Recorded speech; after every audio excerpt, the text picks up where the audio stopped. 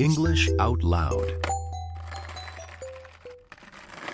You ordered the steak medium. It came out well done. The server walks away. You say nothing. You just eat it. Sound familiar? Oh, absolutely. Right. Well, today we fix that. Yeah, I mean, it's such a completely universal experience, you know? Mhm. You're just sitting there literally chewing on your own disappointment because speaking up just feels, well, it feels terrifying. Exactly. And today's deep dive is all about the art of complaining effectively in English. We're going to help you find that middle path where you are, polite enough not to offend anyone, but firm enough to actually get what you want. Which is such a crucial life skill. But I think before we get into the mechanical how-to, we really have to look at why we freeze up. Like, why do learners especially stay silent in these moments? Right, because there's a lot going on beneath the surface. For sure. The biggest reason is just this crippling fear of sounding rude.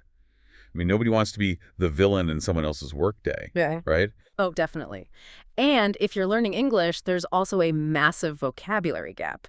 You might be totally fine at casual chatting, but navigating a tense conflict, that's a whole different ballgame. It really is. Plus, there's cultural uncertainty.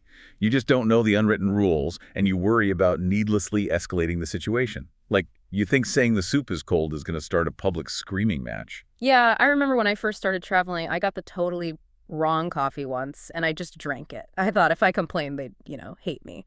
But let me ask you, this isn't staying quiet actually kind of a good thing? Aren't we just keeping the peace? Well, you'd think so, but our sources point out a huge cultural reality check here. In American and British business cultures, they actually want to know if something is wrong. Wait, really? They actively want the complaint? Yeah, exactly. Businesses rely on feedback. If a machine is broken or a cook is messing up orders, they need to know. So when you politely complain, you're not causing trouble. You're actually helping them fix their system. Oh, wow. So by staying quiet, we're kind of starving them of the information they need. Precisely. And the golden rule here is that a calm, polite tone almost always gets better results than anger. Businesses want your feedback, but they want it calmly. That is so empowering. It's like we have cultural permission to speak up, so how do we actually do this without panicking? Our sources give us a really foolproof three-part formula. I love this formula. It takes all the cognitive pressure off when you're stressed. Yeah, so step 1 is you soften the opener. You say something like, I hate to mention it, but... Right. Then step 2, you state the problem clearly and objectively. And step 3, you state your desired resolution. What do you want them to do? Soften, state, resolve. And I really want to focus on that first step, the softener, because it is practically magic. It really is. Why does starting with, I'm sorry to bother you, work so well? Because it lowers the other person's defensive shields. Human beings are hardwired to get defensive if they feel attacked. When you use a softener, you're telling their brain, hey, I'm not a threat. You're teaming up with them against the problem. Exactly. You're aligning yourself with them instead of making them the enemy. Let's do the coffee shop role play from the sources because it perfectly shows this formula in action. Say you order a decaf, but you realize they gave you a full shot of regular espresso. Oh, that's a literal nightmare for me. Same. So instead of yelling, you use the softener. You go up and say, I think this might be someone else's drink. Right, which is so smart. You're giving them an innocent excuse. It's just a mix-up, not a personal failure. Exactly. Then you state the issue. I ordered decaf, but this has espresso in it. And then you ask for the fix, but you add a personal detail. You say, could you make sure it's decaf? I'm pretty sensitive to caffeine. I love that part. Adding that you're sensitive to caffeine makes it human. The barista isn't just fixing a transaction anymore. They're helping another person out. It practically guarantees an empathetic apology. Yeah, I used a similar phrase recently, and the server was so nice about it. But what about returning things at a retail store? That feels way more rigid. It definitely is. When you're dealing with retail, you have to shift your strategy. It's less about subjective feelings and more about policies. Right, because you're handing back a physical item. You're playing by their corporate rules. Exactly. And the sources say you need to rely on the objective facts. You mentioned the store's return policy. You say something is defective, like a broken zipper. It takes the emotion completely out of it. It's like playing a game of chess. If the cashier pushes back, you don't get mad. You just politely point out, I understand, but I did notice the return policy says 30 days for defective items. Checkmate. You're just pointing to the rules they created. But what if they still resist? This is where people get really nervous. Right. The sources say it is totally acceptable to calmly ask, could I speak with a manager? Oh man, asking for a manager, that has such a bad reputation right now, doesn't it? It does carry a stigma, yeah, but that's usually because people ask for a manager while screaming. If you are calm and polite, asking for a manager is just navigating the system. Because the cashier might literally not have the computer permissions to help you, right? Exactly. You're actually relieving the cashier of a problem they can't solve. You're not getting them in trouble. You're just escalating it to the person with the authority to fix it. That makes so much sense. Okay, so we've covered restaurants and retail.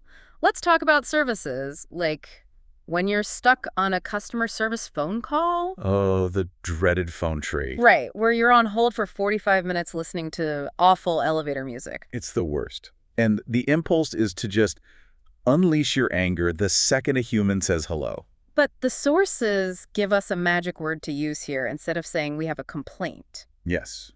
You say you'd like to offer some feedback. It completely changes the vibe, doesn't it? It really does. Complaint sounds like an incoming attack.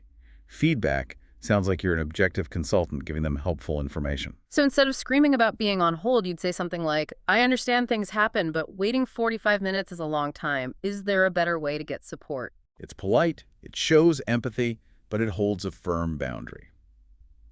And that same objective tone works wonders for online reviews, too. Calm, detailed reviews are taken way more seriously than angry, all-caps rants. For sure. All right, we have to talk about the hardest situation, though. Neighbors. Oh, absolutely. That is a total social minefield. Because you aren't a customer. You live next to this person. So how do we handle a noisy neighbor without starting a neighborhood war? You use what the sources call a heads up. It's just a casual, friendly advance warning. Like, hey, I'm sorry to bother you, but I can hear the noise clearly through the wall. I know it's not intentional. I just wanted to give you a heads up. Yes. Saying I know it's not intentional is such a powerful psychological lever. It assumes positive intent. You're blaming the thin walls, not their character. But wait, what if they keep being loud? Shouldn't I remind them that I've already complained? Actually, the sources say no. That is exactly what you should not say. Really? Why not? Because if you say, I've complained about this 3 times, you're making it an adversarial war. It makes them instantly defensive. Oh, I see. It sounds like an accusation. What are some other things we should definitely avoid saying in any of these situations? Never say things like, you always do this, or you made a mistake. That's way too aggressive. You want to use passive framing like, my order came out wrong, instead of, you wrote down the wrong order. Right. Attack the problem, not the person. Okay, before we wrap up, let's do a quick vocabulary recap for our listeners. Let's casually define some of the key words we've used today. Sounds good. We talked a lot about making a complaint, which is simply a formal statement that you're unhappy with a product or service. And we mentioned returning a defective item. Defective just means it has a flaw or it's broken right out of the box. Then there's the return policy. That's a store's specific set of rules for bringing items back or getting a refund. You'll definitely need a receipt for that, which is just that little printed piece of paper proving you actually bought it. Right. We also talked about being put on hold on the phone. That's when you're waiting on the line for an agent to talk to you. Usually while you question all your life choices. Exactly. Then we had giving someone a heads up, which is a really natural phrase for a friendly, informal warning. And finally, to escalate. Like escalating a situation to a manager, that just means taking the issue to the next level of authority to get it resolved. Perfect. Those are such great words to have in your back pocket. They really are. We've covered so much today. We learned that businesses actually want feedback. We learned the soften state resolve formula, and we figured out how to handle everything from baristas to noisy neighbors. It really is a huge shift in perspective.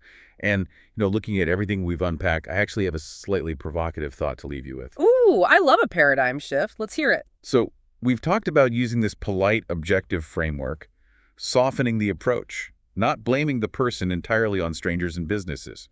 Right. Baristas, cashiers, customer service reps. But think about it. If this exact method works so well to disarm a stranger and bypass their defenses, what would happen if we started using it in our most intimate personal relationships? Oh, wow. That is a fascinating pivot. I mean, when we get mad at a partner or a close friend, we usually completely forget the softener, right? We just attack their character because the stakes are high. We totally do. We say, you always do this instead of, I feel frustrated when this happens. Exactly. But the human brain's need to not feel attacked is exactly the same, whether it's a waiter or your spouse. So maybe learning how to politely complain about a cold coffee is actually the best training ground for becoming a better, more empathetic communicator with the people you love. That is such a brilliant connection. The mechanics of conflict resolution really don't change. So next time you're sitting there with the wrong order, remember it's basically just a practice session for life. Don't eat the hockey puck steak in silence. Soften, state, and resolve. Could not have said it better myself. Have you ever had to complain about something in English? Tell us how it went in the comments. We read every single one and we reply.